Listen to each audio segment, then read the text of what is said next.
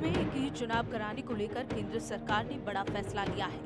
केंद्र ने देश एक चुनाव को लेकर एक समिति का गठन किया है और इस समिति का अध्यक्ष पूर्व राष्ट्रपति रामनाथ कोविंद को बनाया गया है। ये समिति इस मुद्दे पर विचार करने के बाद अपनी रिपोर्ट सौंपेगी। इसके बाद तय होगा कि आने वाले समय में क्या सरकार लोकसभा चुनाव के साथ ही सभी राज्यों में विधानसभा के चुनाव भी करा सकती है या नहीं।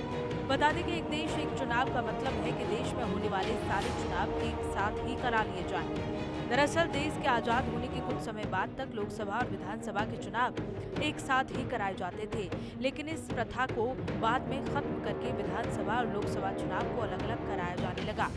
लेकिन अब बड़ा सवाल ये है कि आखिर केंद्र सरकार ने फैसला लिया क्यों है और साथ ही इस फैसले से कितना फायदा और कितना नुकसान हो सकता है।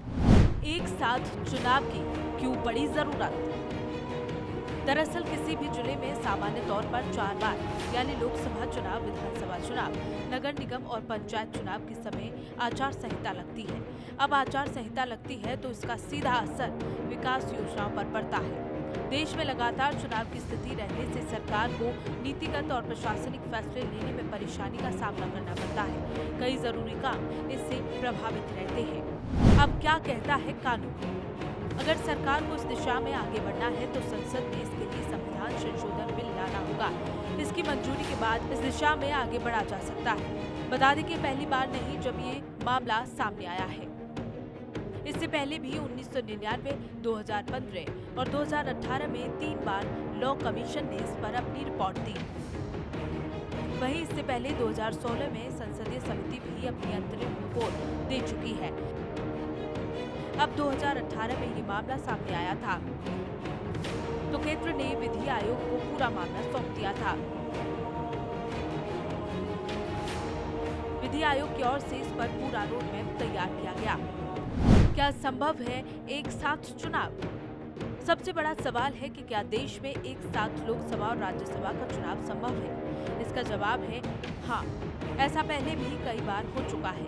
आजादी के बाद केंद्र और राज्य के चुनाव एक साथ ही हुए थे। इसके बाद केंद्र और राज्यों में सरकारों के गिरने से इनके चुनावों में अंतर आ गया। अगर 2024 में लोकसभा चुनाव के साथ विधानसभा चुनाव होते हैं तो उत्तर प्रदेश, हिमाचल प्रदेश, कर्नाटक, पंजाब, गुजरात और गोवा जैसे राज्यों की सरकारें बहुत कम समय में ही बर्खास्त करनी होगी। इस चुनौती का करना होगा सामना। एक देश एक चुनाव में सरकार के सामने एक समस्या देश के राजनीतिक सिस्टम को लेकर है। दरअसल केंद्र में जहां बीजेपी और कांग्रेस जैसे दो प्रमुख राष्ट्रीय दलों में टक्कर रहती है, वहीं राज्यों में क्षेत्रीय पार्टियों का दबदबा देखने को मिलता है। कई बार राज्यों में कृषक को विधानसभा की स्थिति सामने आती है। ऐसे में गठबंधन की सरकार बनती है। वहीं अगर सरकार गिरी तो एक देश एक चुनाव का क्रम टूट जाएगा। कितना बड़ा होगा एक देश एक चुनाव? एक देश एक चुनाव के लिए चुनाव आयोग को बड़ी तैयारी करनी होगी।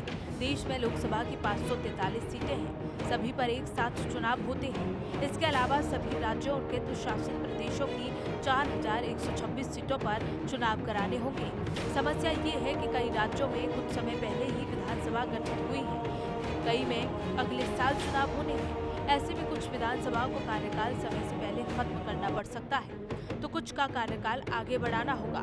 चुनाव आयोग के मुताबिक 2019 के लोकसभा चुनाव में कुल 91 करोड़ मतदाता थे। इस बार इनकी संख्या बढ़कर 101 करोड़ हो सकती है। इसीलिए वोटरों के लिए इंतजाम करना बड़ी चुनौती होगी। गौरतलब है कि केंद्र सरकार ने 18 से 22 सितंबर तक संसद का विशेष सत्र बुलाया है। अब देखना ये होगा कि क्या सरकार इस दौरान एक देश एक चुनाव को लेकर बिल भी लाएगी। News watch India bureau.